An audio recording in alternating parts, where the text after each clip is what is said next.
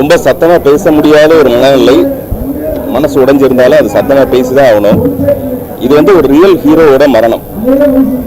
Real ஹீரோக்கள் என்னைக்குமே மரணிக்கிறதே கிடையாது.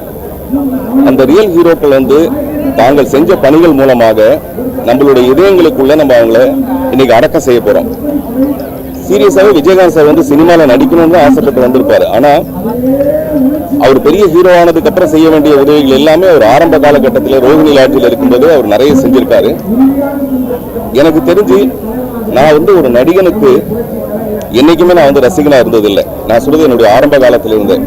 ஆனா ஒரு சிறந்த மனிதனுக்கு நான் ரசிகன்னா அது விஜயகாந்த் சாருக்கு சொல்லலாம். அந்த மாதிரி தன்னுடைய வாழ்க்கையை பூரா ஒரு மனிதநேயத்தோடவும், அதே நேரத்தில் ஒரு அலெக்சாண்டருக்கு இருக்கிற உலகத்தில் இருக்க மாவீரங்கள் இருக்கிற அவ்வளவு தைரியமும் விஜயகாந்த் சார்ட்ட இருந்தது. அது ரொம்ப ஆச்சரியம். அது நமக்கு தெரியும். இந்த அரசியலுக்குள்ள நுழைஞ்சதுல அவருடைய தைரியமான செயல்பாடுகள் எல்லாமே. அவர் ஆரோக்கியமா இருந்திருந்தாருன்னா, ரஜினி சார் கூட சொன்னாரு, ஆரோக்கியமா இருந்திருந்தாருன்னா அரசியல் மிகப்பெரிய ஒரு மாற்றம் ஏற்படுத்தியிருப்பாருன்னு. அவ்வளவுக்கும் காரணம் அவருடைய மனசுல நம்ம ஏற்படுத்தின பாதிப்பு. குறிப்பா மீடியாக்களுக்கு நான் கேட்கிற ஒரு விஷயம் என்னன்னா, இதே விஜயகாந்த் சாரை சில யூடியூபுகள் பல முறை நம்ம அவருடைய இந்த மரண செய்தியை நம்ம போட்டிருக்கோம். ஏன் என்னை பத்தி கூட நிறைய தடவை போட்டாச்சு. தயவு செய்து அது கொஞ்சம் மனிதாபிமானத்தோட அணுக வேண்டிய ஒரு விஷயம். நீங்க ஒருத்தருக்கு ஒருத்தர் சொன்னீங்கன்னா நிச்சயமா இது உங்களுக்குள்ள சரி பண்ணிக்க வேண்டிய ஒரு விஷயமா இருக்கு. அது இந்த நேரத்தில் நான் ரொம்ப மன வருத்தத்தோட சொல்லிக்கிறேன். அதே மாதிரி விஜயகாந்த் சாருடைய பேச்சு எல்லாமே அவருக்கு ஒரு பெரிய மனப்பிரச்சனையை அவருக்கு ஏற்படுத்துச்சு. அதுதான் உடல்நலம் அவருக்கு கெட்டதுக்கான ஒரு காரணம்.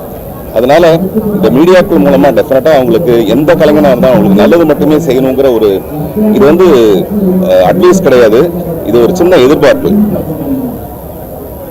விஜயகாந்த் சாருடைய இந்த மரணத்துல நான் தெரிஞ்சுக்கிற ஒரு விஷயம், ஒரு மனித நேயத்துக்கு கிடைச்சிருக்க மிகப்பெரிய வெற்றி தான் இவ்வளவு பெரிய ஒரு கூட்டம்.